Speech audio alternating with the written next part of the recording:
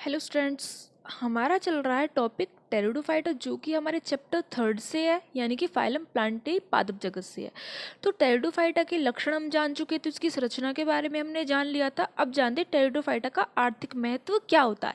तो टेरिडोफाइटा जो होता है वो मोस्टली ऐसा होता है कि सजावट के लिए यूज़ होता है, जैसे कि फर्न के बारे में हमने अपने नेक्स्ट टॉपिक में बात करी थी कि डेकोरेशन में यूज़ होता है, कि शादी में डेकोरेशन होती है, होटल्स में डेकोरेशन होती है, क्योंकि इस पर फ्लावर्स नहीं आते, इसलिए डेकोरेशन में यूज़ होता है। दूसरा एक खाद्य पदार्थ के रूप में होता है। जो मनुष्य होते हैं, मनुष्य इसको आइसोसेट्स के जो घनकंद होते हैं उसको खाने के रूप में यूज़ करते हैं। तो मतलब ये कहने का मतलब ये है कि इसका जो आर्थिक महत्व वो काफ़ी कम है। तो ये जो अब बात करते हैं इसके एक फर्न या टेरिस या ड्राइप्टेरिस का जीवन चक्र क्या होता है, यानी किस तरीके से जनन करते हैं, किस तरीके से बीजाणु बनाते हैं, किस तरीके से इनमें निषेचन की क्रिया होती है, इनमें बीजाणुधानी कैसे बनती है, पुंगड़ू कैसे बनते हैं, स्त्रीधानी कैसे बनती है, तो उसके बारे में बात करेंगे।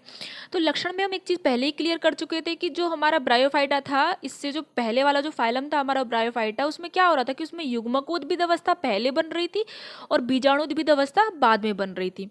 तो हमने फर्न में बात करी थी टेरिडोफाइटा में अपने में कि ये बात करी थी हमने कि इसमें बीजाणुद्भिद अवस्था पहले बनती है और जो हमारी युग्मकोद्भिद अवस्था होती है किसी भी प्लांट्स में वो बाद में बनती है, यानी कि ये उसके अपोजिट होता है। लेकिन पीढ़ी एकांतरण इसमें भी होता है। पीढ़ी एकांतरण क्या होता है कि पीढ़ी एकांतरण एक प्रोसेस का, यानी कि एक किसी भी युग्मक का बीजाणुद्भिद से होते हुए युग्मकोद्भिद अवस्था में चले जाना, यानी कि एक रिपीट प्रोसेस, यानी कि बीजाणुद्भिद युग्मकोद्भिद अवस्था कंटिन्यू होती रहे किसी के जीवन चक्र में। तो ये होता है पीढ़ी एकांतरण हमारा।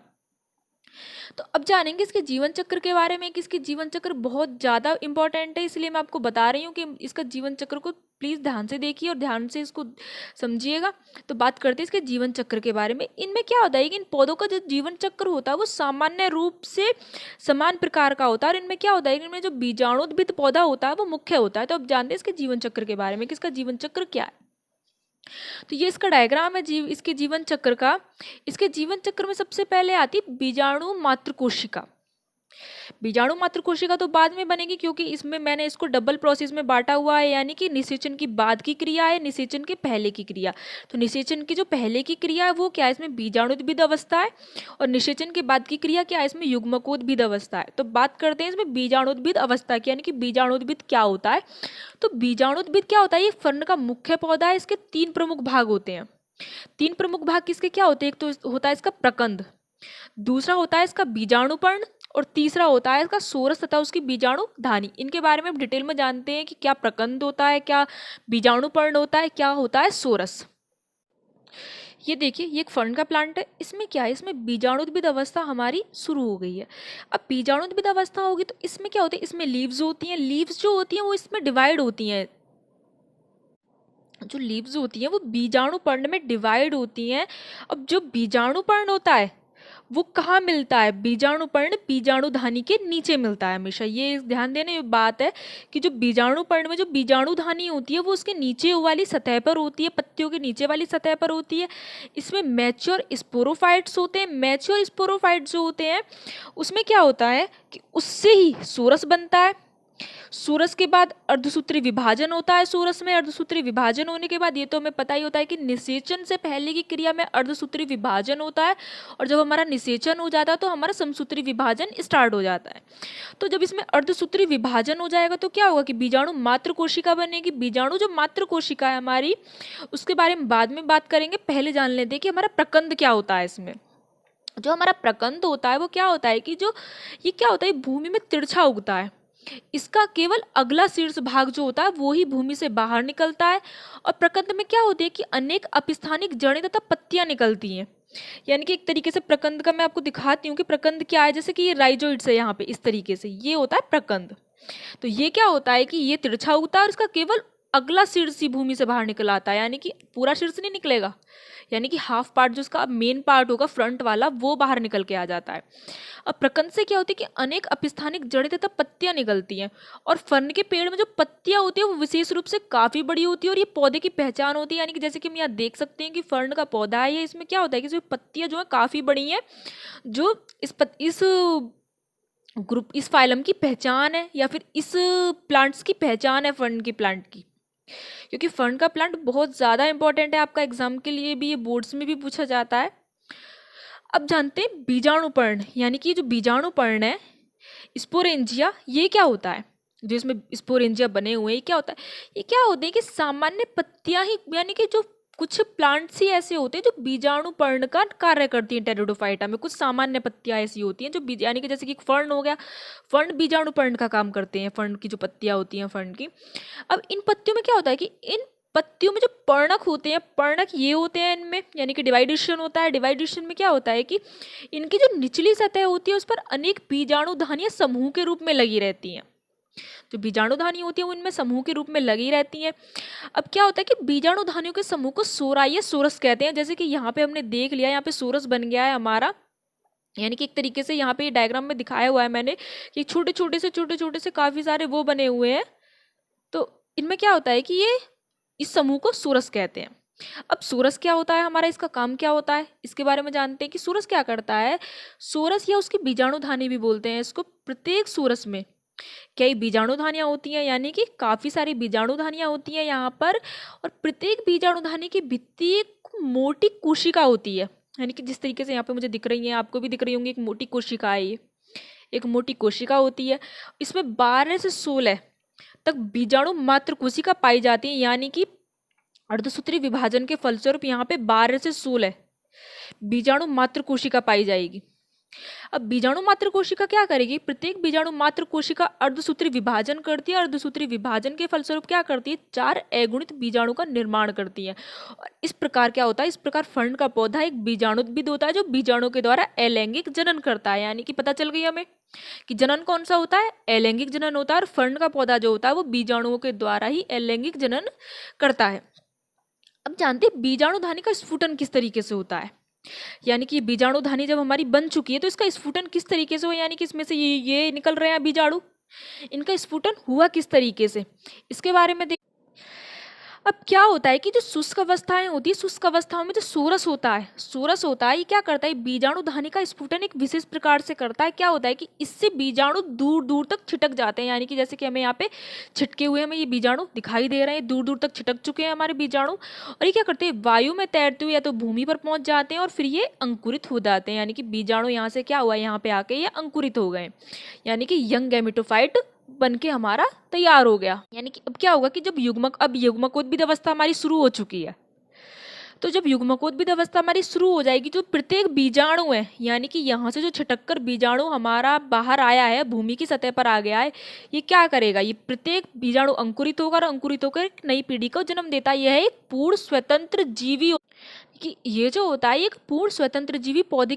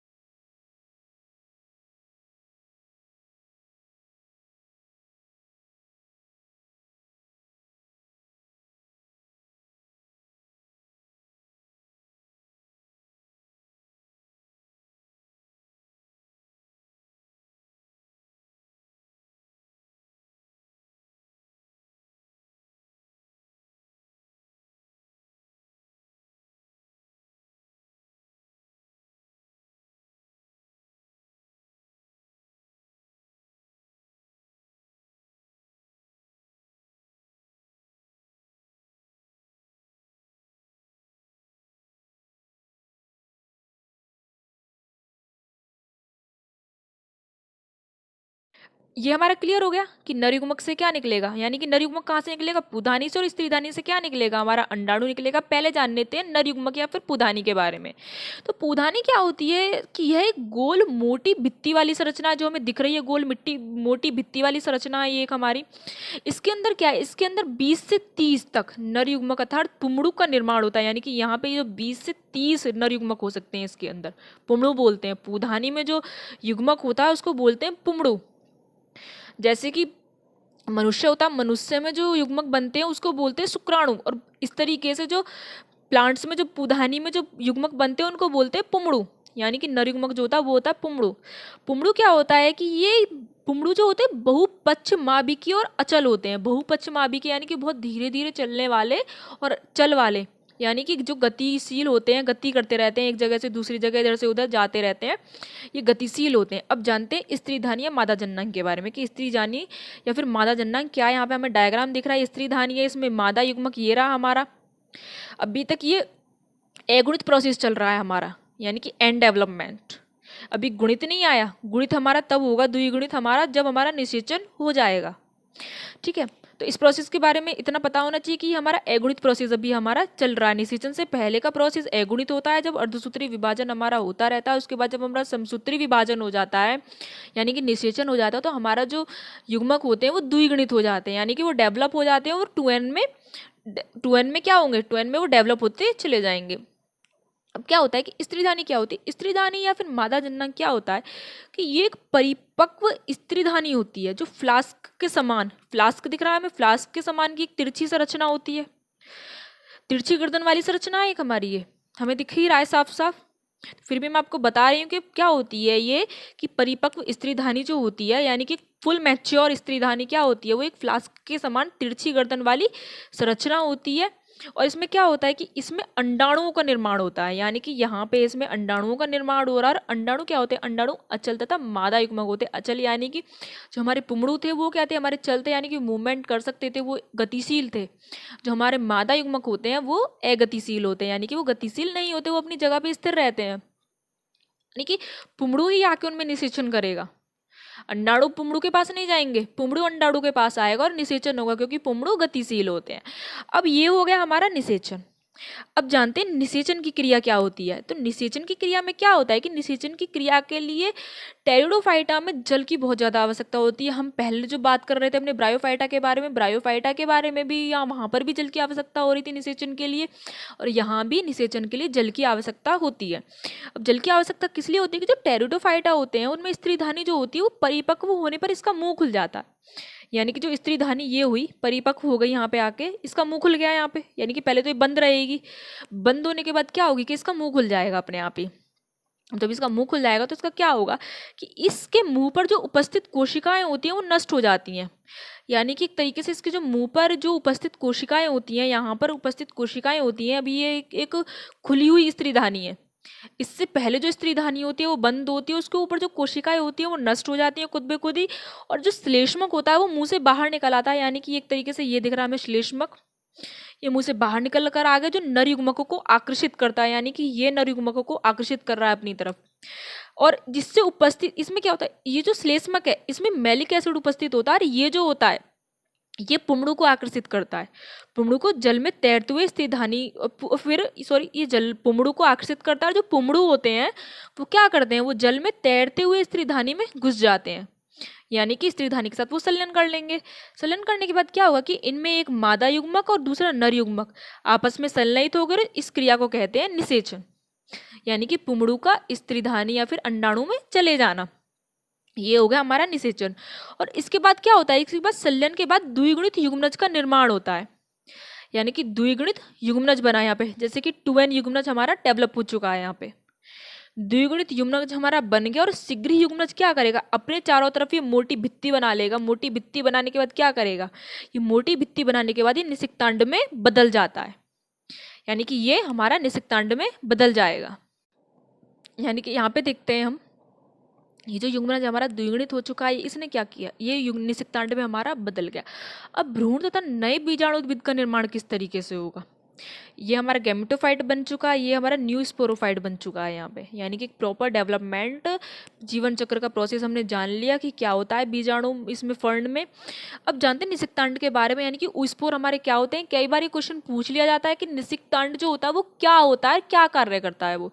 तो निषिक्तांड जो होता है ये बार बार क्या करता है, बार बार समसूत्री विभाजन करता है, समसूत्री विभाजन करके विभाजित होता रहता है बार बार, और फिर क्या करता है एक भ्रूण का निर्माण करता है। और भ्रूण क्या होता है, भ्रूण विकसित होकर एक नए बीजाणुद्भिद को जन्म देते हैं, जैसे कि यहाँ से बीजाणुद्भिद हमारी अवस्था शुरू हो चुकी है।